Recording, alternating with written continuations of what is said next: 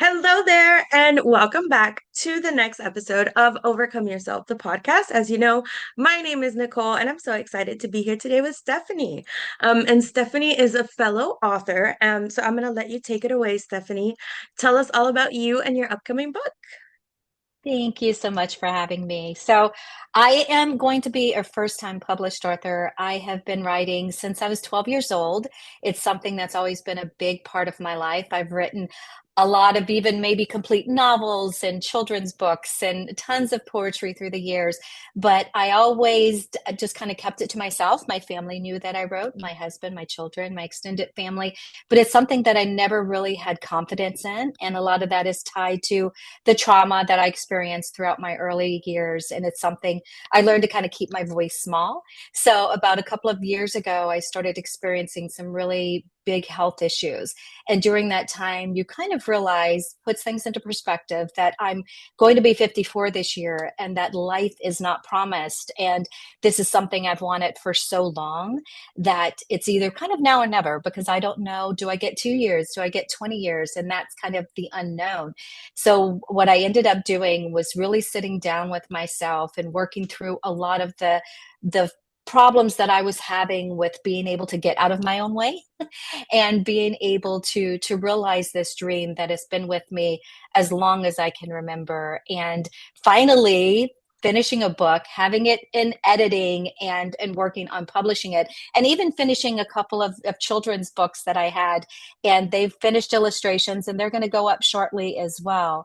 To be out there in the world, which is both exciting and very scary. It is, it's amazing. Like once you like write one, like I guess it's like tattoos, you're like, I gotta do another one. Exactly.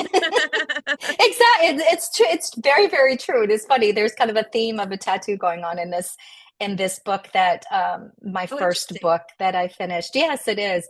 And so this book in particular, it's something that has existed in some form as far back as when I was 12 years old. One of the first books or stories rather, and it was written in the voice of a 12-year-old, was when I was 12 years old, and it was about a girl that was a journalist, and there was this missing girl that she was following, and the girl started showing up and all these places that she was at, and nobody believed her. So that story obviously was in a different form, but when I decided to resurrect one of these stories, I took that and I kind of wove it into the story as it is. So for me, this particular story was the one that I needed to finish the first, because it took just things I've written through the years, and it's just a beautiful kind of melody of all of these things and all of these different parts of my life in this one book. And I'm very proud of it, and I'm really excited to kind of put it out in the world and see what others think about it as well. That is amazing. And I love that. That's one of the things I talk about in my book that sometimes we end up like in these random paths or what seem like random paths, but then looking back, you're like, wow, those things were preparing me for this, right? Because we go through things and we're like, why did that happen? And we meet certain people or we gain certain skills that we can take with us. And in your case, I love how you were able to take all those elements because you could have just not written, right? But you did write and you were like, I don't know what I'm going to do this. I'm doing it for myself. And then one day you look back and you're like, oh my gosh, look at this beautiful entire story that I can just weave together now. So I love that. I love that journey. So overcome yourself. So tell me a little bit about how you came to writing the book, right? Because like there's got to be like a great story underneath that. So talk to me a little bit about that. Sure, sure. So I have been on my own way a long time. And Mhm. I mentioned before there was a lot of trauma. And I think for most of us, we have some trauma, Yes. that we've dealt with through the years in various forms. And for myself, I have CPTSD, which is from childhood trauma and abuse. And I was taught very young to keep that voice small. And one Mhm. of the ways that I dealt with that was by writing, whether it was journaling or creating these stories or writing poetry. And so for myself, it's always been a very therapeutic way for me to deal with whatever it is that I was going through. And even though through the years I kind of chose safer paths as far as professionally, writing was something I always went back to, and especially during those times that I was struggling. And I came to a point where I realized that so much what I was writing it was good. I felt like it was really good. I was always told that it was really good, but I was scared because my voice again was just very small. And my daughter, I had given my older daughter, some boxes, and she was going through these boxes and came upon a couple of the notebooks I have. And when I tell you I have hundreds of notebooks, I have hundreds of notebooks filled with everything. And it really started thinking about when I'm gone. I don't want my children and now my three beautiful grandkids to go through these boxes and see all of these unfinished stories, things that I was always too scared to finish or too scared to put out in the world, because this is the one thing that meant more to me. Of course, not as much as my children and my husband, but it was the one thing I was most scared of failing at because it mattered the most. It was the thing that kept me sane, that kept me safe, that helped me navigate the horrible points of my childhood. And so that's why I was really scared to do it. So I thought a lot about it. And then my husband and I ended up moving to San Diego for his job. And I found it very therapeutic, kind of walking by the water and being here.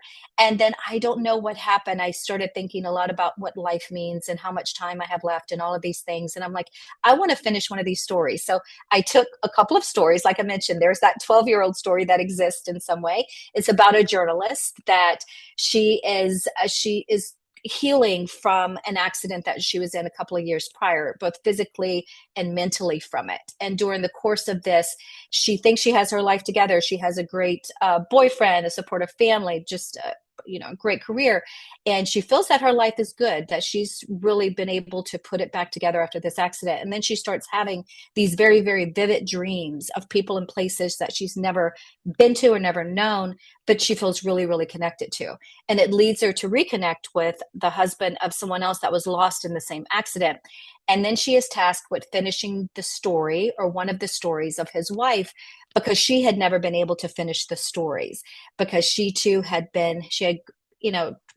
dealt with childhood abuse and all of this. So it was a way, a very safe way for me to take parts of my life and compile it into this beautiful book about what it is, how far our minds kind of go sometimes to protect us from trauma and grief. But also in doing so, it often keeps us from being able to fully step into who we are. So there were a lot of those things acted as a catalyst, is not wanting to leave these unfinished stories for my children to uncover and my grandchildren to uncover. And then it becomes their burden. My fears become their burden. And I didn't want that to happen. I wanted to leave them with something that was finished. And this book is part of telling that story. And I want to continue to do that. I love that. So my mom died when she was 29. I was one and a half. And so that really resonates with me because I'm like I want to leave a legacy. I want to leave something where my kids will be able to read, like, what did I think about? What did I believe? Where they could hear my voice because I don't have any of those things. And so I think that's just absolutely beautiful. And it's amazing that we do get to build a legacy like this. And I want to commend you for being brave and for taking that step. And we really one of the things that I talk with my clients about is talking to our subconscious sometimes because we have those fears. And so we have to acknowledge it. Like, thank you. Thank you for keeping me safe. I know that you are displaying all of these scary situations that can happen because you're trying to keep me safe. But I'm trying to do this so that we can be better, safer, right? Like, there's a whole new level of safe. And that's where we're trying to go to. And so, if you will help me with this, not only will we be safe, we're going to be better off. And yeah, and sometimes you really do have to talk to that, right? We have to, it's a conversation. It's not a one-time thing. We're gonna, hey, remember that we're doing this to be safer. Right. But really that's something that we have to really to calm our mind down because at the end of the day, just like you said, it's trying to keep us safe. And so I love that so much. So tell us a little bit more um about I want to know more about your journey to becoming an author. So that's a scary one. It's really hard.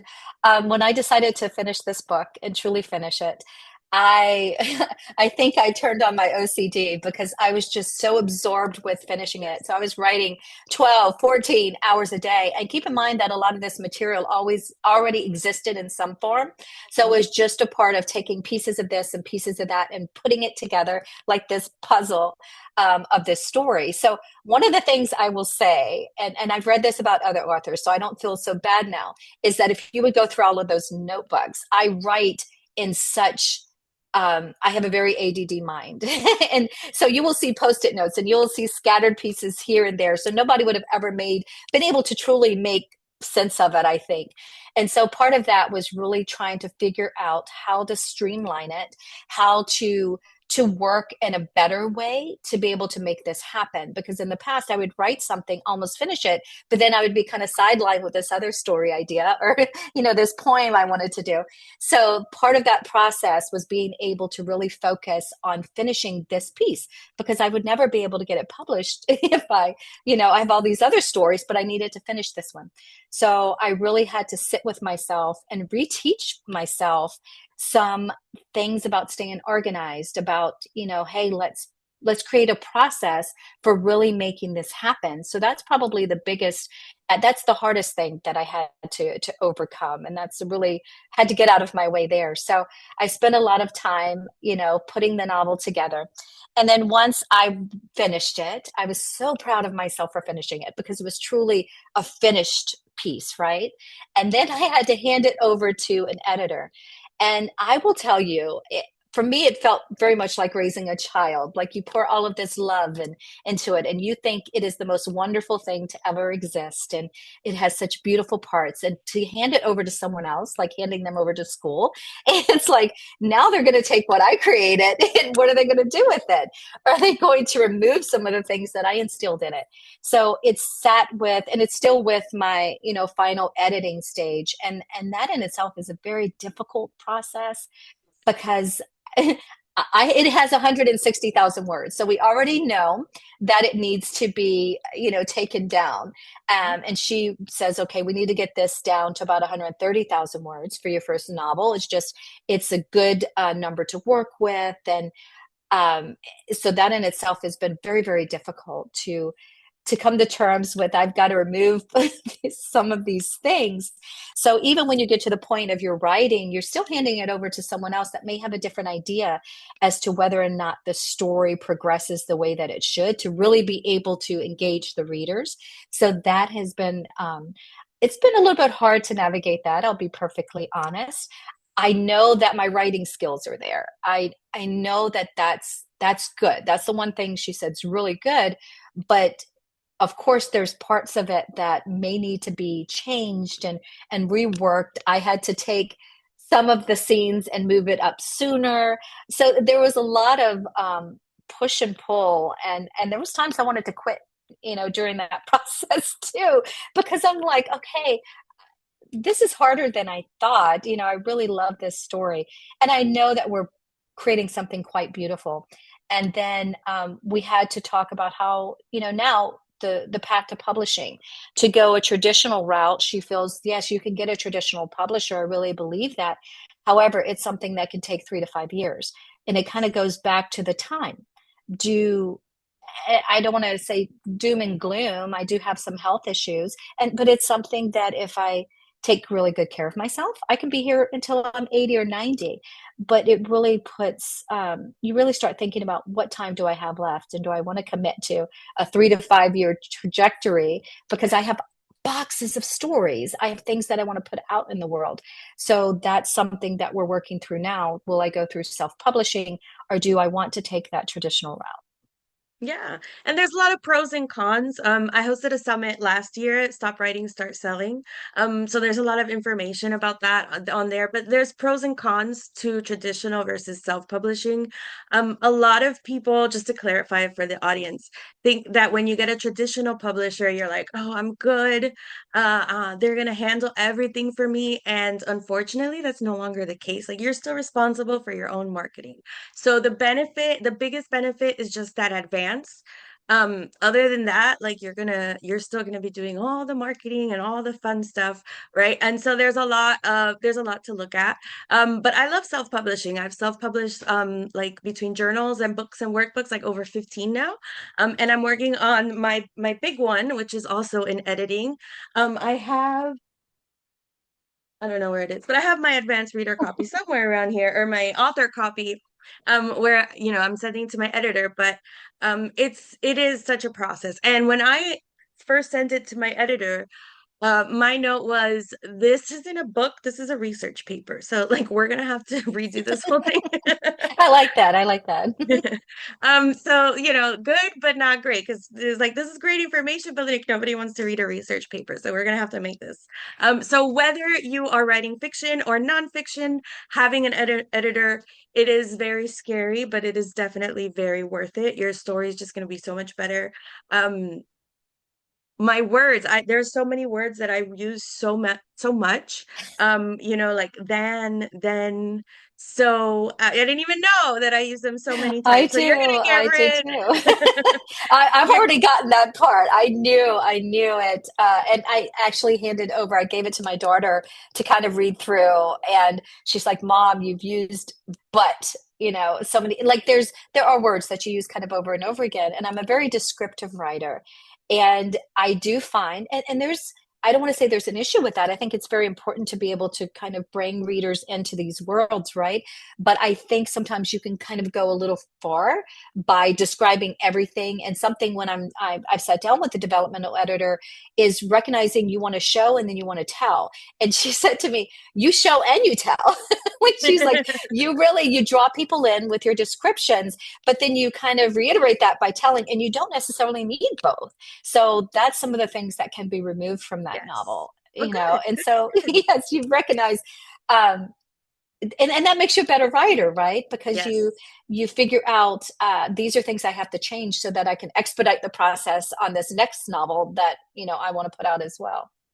Yeah, and in everything, right? Like even now when I'm writing for my website or social media copy and things, I'm like, I don't need a then there. Like I read the sentence, I'm like, oh, we could get rid of all those words, right? But you learn in the process, and it does. So that's fantastic. I absolutely love that, Stephanie. Um, you also mentioned, I just want to touch on this, but you mentioned some kids books. I got to I help on some do. kids books last year. So tell us a little bit about that before we sign off Oh, here. I love them. So I wrote kids' books for my own children. I wrote them stories when they were younger. And then, as I Amazing. mentioned earlier, I have three beautiful grandbabies. They are three, 1 and 1. And when we moved to San Diego, we obviously were a little bit further from them, but we do daily video calls. And so in these daily video calls, I'll get on there and I'll sing with them and we'll do, little things. I'll tell them little stories, that kind of thing. And so I created this series called Lila and Papa's Grand Adventures. It's essentially two grandparents that are in California and they're communicating with their little grandkids, that are in another state, and they're on these video calls, and then they go on these virtual, kind of just adventures together. And it's going to be a series. I've actually written 8 stories, and so the first one is illustrated, beautifully illustrated. I have a beautiful illustrator, and so that one's actually already ready. So in the next couple of weeks, we'll be able to put that on Amazon. And then I did took one of the books that I wrote about, I guess, about 12 years ago, and for my youngest daughter, called The Golden Thread. And that one's an illustration. Almost finished that one. And that is about how we carry on characteristics, whether they're traditions or traits and things like that, from those that came before us. So the Golden Thread is about this magical thread that comes in, and it takes this little girl on a journey to see some of her ancestors and even her parents when they were little, and kind of explains how we are shaped by the people that came before us, even those that were generations before, just in stories and traditions that carry forward. So those are 2 books that, will be ready in the next month to kind of go out to the world. And I'm going to be self-publishing those through Amazon because I wanted to get, those are a lot simpler than this novel, right? So that's going to be first, but I am just so in love with them, and they're just beautiful little stories. And I'm excited about this grand adventures because I do know there's a lot of grandparents that don't get to be with their grandkids all the time.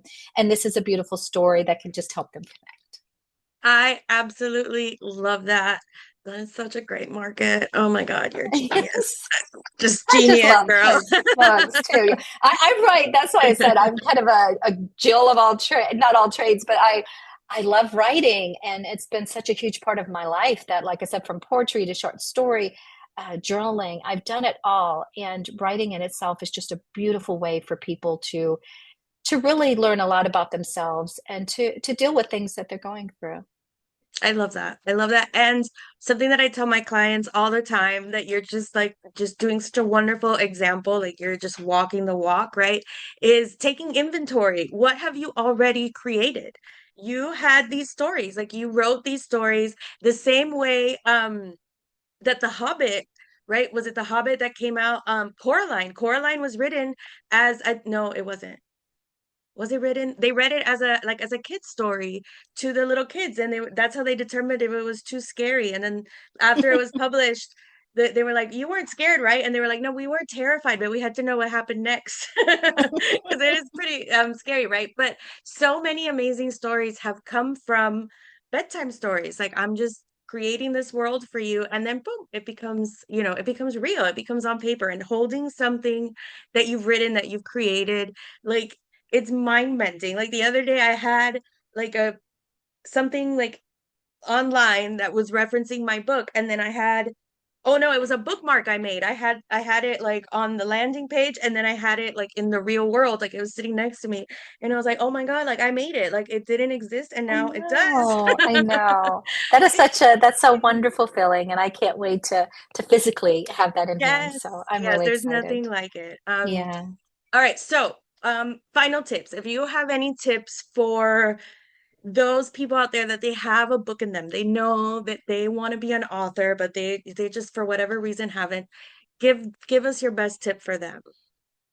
To just make some progress. It doesn't have to be perfect. I think we get so tied up in perfection that things have to be written a certain way or have to look a certain way. I can't put it out in the world because people will look at me and find fault in it.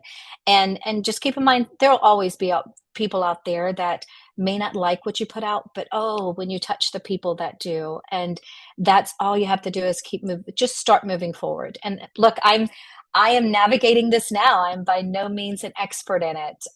But I hope that the story that I have to tell people and the things that I have to share with them 5 years from now is to be able to look back and see, look, all I did was just start and look where I'm at now. Yes.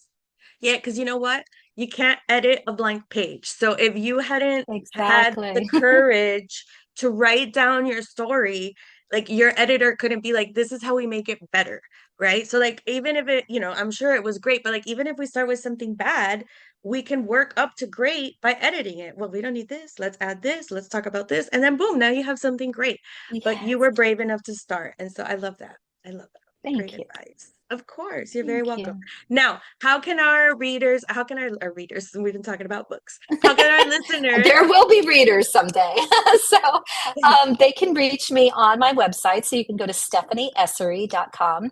There I have everything from the books that are going to be coming soon. This particular novel, The Language of Dreams is what it's called, is going to be put out first. I have the two children's books that are on there, and you can kind of see some of the illustrations and just how lovely they are. And then one that I'm currently working on, which is From Good Bones, which is about a Southern Louisiana family like my own, and just how beautiful imperfect legacies can be. And on that website, you can also catch my podcast. You can find out more about the books. They will be sharing book excerpts. There is a playlist of songs that I listened to while I was kind of finalizing it. So lots of good information there. And it will also have the links that you can find me on Instagram and Facebook. So awesome, that is amazing. And I'll make sure all those links that she mentioned are going to be available down in the show notes, in the comments, wherever you're watching. Um, all right, and that's it. Thank you so much for joining us today, Stephanie. This has been thank absolutely you. amazing. Congratulations on taking the biggest small step you can take, which was starting. I can't wait to see you publish your books. I can't wait to see all the amazing things that are coming for you. That's Thank you so awesome. much, Nicole. It was a You're very pleasure. welcome. Thanks. We'll talk soon. See you online. Bye, guys. See you next time.